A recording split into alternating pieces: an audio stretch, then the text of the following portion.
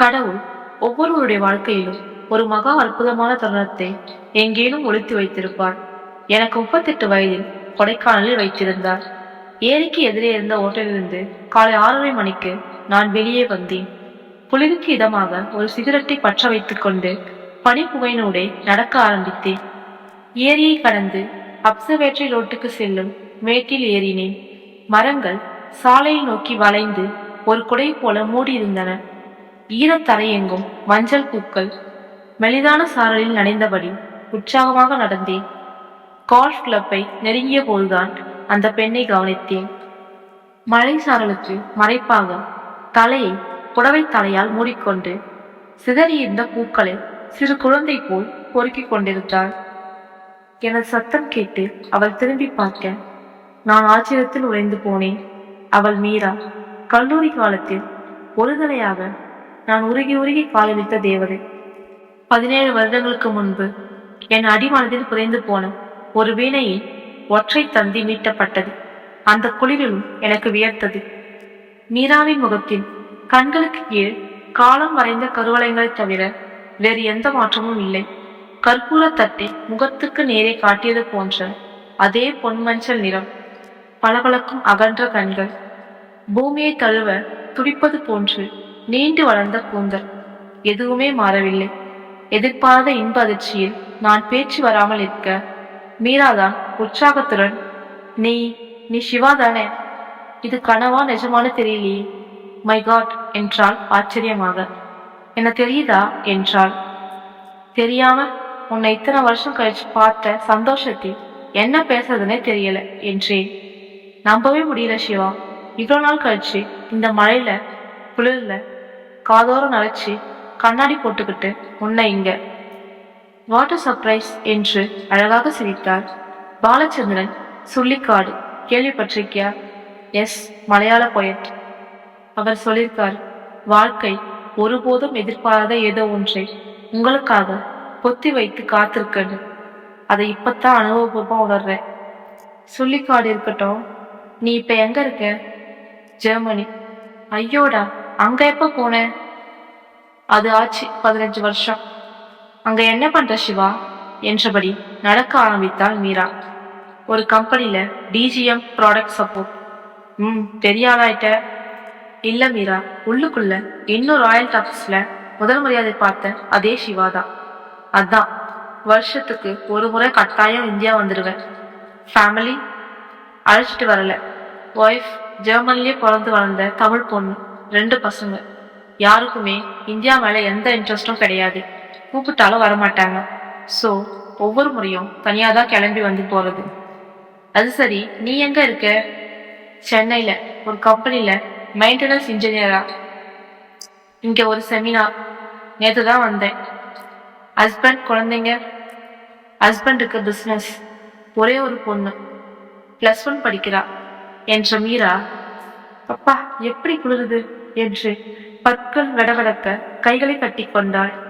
ஏராளமான வெள்ளைப்பூக்கள் பூத்திருந்த ஒரு மரத்தடியில் நின்றோம். எங்க தங்கியிருக்க என்றேன். கம்பெனி கெஸ்ட் ஹவுஸ்ல. இதே ரோட்ல தான் இருக்கு. நீ எங்க தங்கியிருக்க சிவா? ஹோட்டல்ல என்று நான் கூறிக்கொண்டிருந்த போதே மீரா ஒரு தாழ்வான கிளையை பிடித்து அசைக்க மழை துளிகளும் வெள்ளை பூக்களும் சிறுசிறுவென மேலே விழுந்தன. இப்பவும் கவிதையெல்லாம் எழுதுறியா என்று தலையை சாய்த்து மீரா கேட்ட, அழகே 1000 கவிதைகள் எழுதலாம். அதுதான் இன்னும் என்ன உயிர் போல நடமாட வச்சிட்டு இருக்கு. கையில் கட்டியிருந்த வாட்சை பார்த்தபடி, நிறைய பேசுறோம் சிவா. டைம் ஆயிடுச்சு. 10 மணிக்கு செமினார் போகணும். ஈவினிங் பார்க்கலாமா என்றாள் மீரா. எங்க? லேக் பாலத்துக்கிட்ட ஒரு டெலிஃபோன் எக்ஸ்சேஞ்ச் இருக்கு, தெரியுமா? அங்க ஷார்ப்பா 5 மணிக்கு வந்துடு. 2 பேரும் குறிஞ்சி ஆண்டவர் கோயில் போகலாம் என்று விடை பெற்றாள். அவள் போதையே பார்த்து கொண்டிருந்து விட்டு தலை மறைந்ததும் பெருமூச்சுடன் திரும்பி நடந்தேன். நானும் மீராவும் ஒரே பொறியியல் கல்லூரியில் படித்தவர்கள். மெக்கானிக்கல் இன்ஜினியரிங் ஒரே வகுப்பு. தெர்மல் டைனமிக்ஸ் அழுத்து போகும் சமயங்களில் வகுப்பறையில் மீராவின் அழகை ரசிக்க ஆரம்பித்தேன். ஒருமுறை கல்லூரி கலை விழாவில் நான் கவிதை ஒன்றை வாசிக்க, நீங்க கவிதைலாம் எழுதுவீங்களா என்று தனது நீண்ட கூந்தல் முனையை திருகிக் கொண்டே மீரா கேட்ட பொழுதில் ஒரு இனிய நட்பு வேடித்தது. இருவருக்கும் ஒரே ரசனை. இருவரும் ஹாஸ்டலில் தங்கியிருந்தோம். அடிக்கடி சந்திப்புகள், பேச்சு என்று தொடர சீக்கிரமே அவளை மனசுக்குள் காதலிக்க தொடங்கிவிட்டேன். என்றாலும் கடைசி வரை அதை அவளிடத்தில் கூறவே இல்லை. எத்தனையோ தனிமையான சந்தர்ப்பங்கள் சிவந்திருக்கா என்று அவள் தன் மருதாணி விரல்களை நீட்டிய காலை பொழுதில் சொல்லியிருக்கலாம். சந்தன சோப்பு வாசனை சுகமாக பரவ நெருக்கமாக நின்ற மாலை வேளையில் கூறியிருக்கலாம். ஆனால் சொல்லவே இல்லை. கடைசி நாள் வரையிலும் சொல்ல முயற்சித்து சொல்லாமலே சிறகுடிந்த காதல் அது. இந்தியாவில் சொல்லி தோற்ற காதல்களை விட சொல்லாமலே தோற்ற காதல்கள் தான் அதிகமாக இருக்கும். ஹோட்டலை அடைந்து என் அறையினுள் நுழைந்து ஒரு சிகரெட்டை பற்ற வைத்துக் கொண்டு அப்பாடா என்று சோபாவில் சாய்ந்த போது அந்த விபரீத எண்ணம் தோன்றியது. அப்போது கூறாததை இப்போது அவனிடம் கூறினால் என்ன? அடுத்த கனவை சே, உனக்கு என்ன பைத்தியமா என்று மனசுக்குள் தன்னைத்தானே திட்டிக் கொண்டு குளிப்பதற்காக எழுந்தேன். மாலை நானும் மீராவும் குறிஞ்சி ஆண்டவர் கோயிலை நோக்கி நடந்தோம். மஞ்சள் சால்வை போர்த்தியபடி அருகில் நடந்து வந்த மீராவின் முகம் என்னை ஏதோ செய்தது. இந்த நடுத்தர வயது பெண்களுக்கு ஒரு தனி அழகை கொண்டு வந்து விடுகிறது. கனவுகள், பரபரப்புகள் எல்லாம் ஓய்ந்து தெரிந்த ஓடை போல முகம் அமைதியாகி விடுகிறது. என்ன பார்க்கிற என்றாள் மீரா. ஒண்ணுமில்ல என்றபடி குளிருக்கு இதமாக கைகளை இறுக கட்டி கொண்டு, அப்புறம் மீரா, ஹவ் லைஃப் என்றேன். தெரியலன்னா எது லைஃப்னே தெரியல சிவா. காலையில 6 மணிக்கு எதிர்ச்சு அறக்க பறக்க வேலையை முடிச்சுட்டு ஓடுறேன். Office meeting, factory visit, MD இடம் திட்டு எல்லாம் முடிச்சு அசந்து போய் வீட்டுக்கு வந்தா யாரும் இருக்க மாட்டாங்க. பொண்ணு டியூஷன் போயிருப்பா. அவ வர 12 மணி ஆகிடும். வசதிக்கு குறைச்சல் இல்லை. அடையாறுல ஒரு வீடு, குரோம்பேட்டில் ஒரு வீடு, பெருங்குடியில ஒரு கிரவுண்ட் இடம் வாங்கி போட்டிருக்கோம். ஆனாலும் மனசு பூராவும் வெறுமையானது மாதிரி ஒரு ஃபீலிங். அப்படித்தான் ஆயிடுது மீரா. வாழ்க்கைக்காக பணம் தேட ஆரம்பிக்கிறோம். அப்புறம் பணம் தேடுறதுலேயே வாழ்க்கையை தொலைச்சிடுறோம். புரியுது சிவா, ஆனா விட முடியலையே. முடியாதுதான், புலிவாலை பிடிச்ச மாதிரி. மேற்கொண்டு ஒன்றும் பேசாமல் கோகினூர் பங்களாவை கடந்து செட்டியார் பார்க்கை தாண்டி கோவினுள் நுழைந்தோம். சாமி கும்பிட்டு விட்டு வெளியே வந்ததும் எவ்வளவு அழகான ஊரு. பேசாம எல்லாத்தையும் தூக்கி போட்டுட்டு இங்கேயே வந்து தங்கிடலாம்னு தோணுது மீரா. எதுக்கு அழகேன்னு தெரியாத புது பொண்டாட்டி மாதிரி திடீர்னு கண்ணீர் சிந்துற வானம்.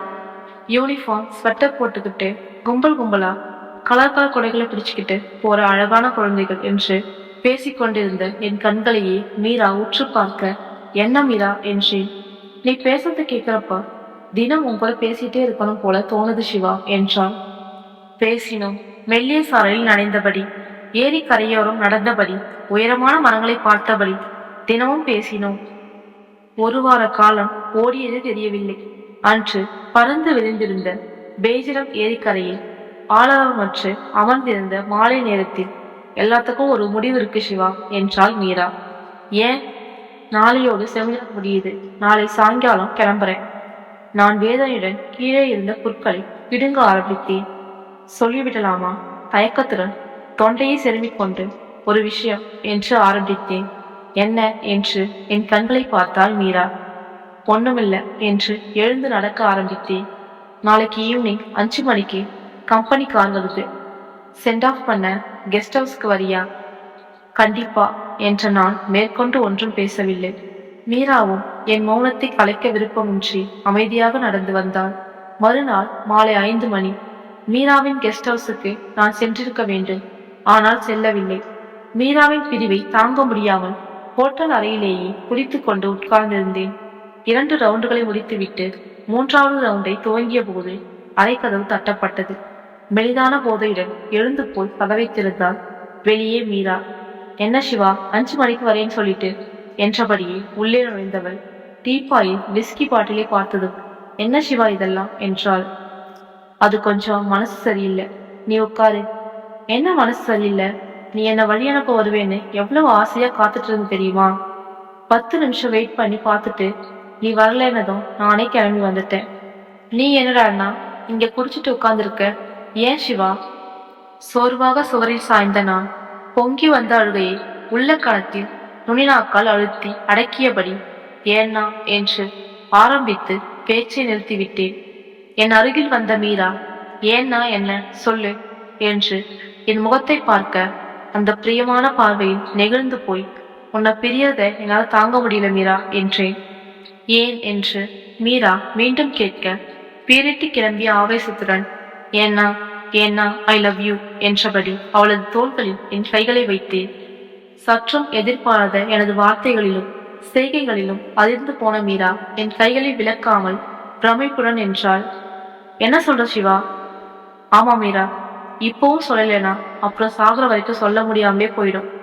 காலேஜ்ல கடைசி நாள் வரைக்கும் சொல்ல முயற்சி பண்ணி ஏதோ ஒரு தயக்கம். நீ என்ன நிராகரிச்சிட்டியோன்னு பயம். அப்படியும் கடைசி நாள் சொல்லிடுறதுன்னு ஒரு முடிவோட கிளம்பி உன் ஹாஸ்டலுக்கு வந்தேன். நீ 9 மணி பஸ்ஸுக்கு கிளம்பி போயிட்டு தான் சொன்னாங்க. நான் 9 மணி ட்ரெயினுக்கு ரிசர்வ் பண்ணியிருந்தேன். நான் ஊருக்கு போகலைனாலும் பரவாயில்லைன்னு பஸ் ஸ்டாண்டுக்கு வந்து 10 மணி வரைக்கும் அங்கேயே சுத்திட்டு இருந்தேன். உன்னை பார்க்கவே முடியல. வெறுத்து போய் ஊருக்கு போயிட்டேன். அப்புறம் உங்க வீட்டுக்கு வரலாம், லெட்டர் போடலான்னு கூட நினைச்சேன். ஆனா தைரியம் இல்லாம விட்டுட்டேன் என்று நான் சொல்ல சொல்ல மீராவின் கண்கள் ஓரம் கடகடவென்று நீர் கசிந்தது. நீ பஸ் ஸ்டாண்ட்ல என்னை தேடிட்டு இருந்தப்ப நான் எங்க இருந்த தெரியுமா என்றாள். எங்க? ரயில்வே ஸ்டேஷன்ல. நீ ட்ரெயின்ல போறேன்னு கேள்விப்பட்டு உன்னை பார்க்கலான்னு வந்தேன். எதுக்கு? எதுக்காக? ராஸ்கல், நீ எதை சொல்றதுக்காக என்னை தேடி அலைஞ்சிட்டு இருந்தியோ அதை சொல்றதுக்காகத்தான் பாவி என்ற மீரா கதறியபடி என் தோளில் சாய்ந்து கொண்டாள். சந்தோஷத்தில் என் கால்கள் நடுங்கின. மீரா என்று ஆவேசத்துடன் அவளை இறுக தழுவிக்கொண்டேன். சிவா என்றபடி மீராவும் என்னை இறுக அணைத்துக் கொண்டாள். உலக இழக்கங்கள் எல்லாம் நின்று போய் நாங்கள் மட்டுமே உலகில் தனித்திருப்பது போல் ஒரு பிரமை. மல்லிகைப்பூ, பவுடர் என எல்லாம் கலந்து வீசிய மீராவின் பின்கழுத்து வாசனை என்னை வேறொரு உலகத்துக்கு இட்டுச் சென்றது.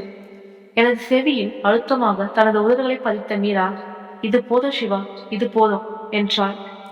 நான் மீராவை மேலும் இறுக்கமாக அணைத்தபடி ஆளை பொசுக்கிற வெயில்ல நடந்துட்டு இருக்கப்போ ஒரு மரத்தடி நிழல் கிடைச்ச மாதிரி ஒரு சின்ன இலைப்பாறல் என்றேன். ஆமாம், ஆனா மரத்தடியிலே இருந்துட முடியாது. பயணத்தை தொடர்ந்துதான் ஆகணும்.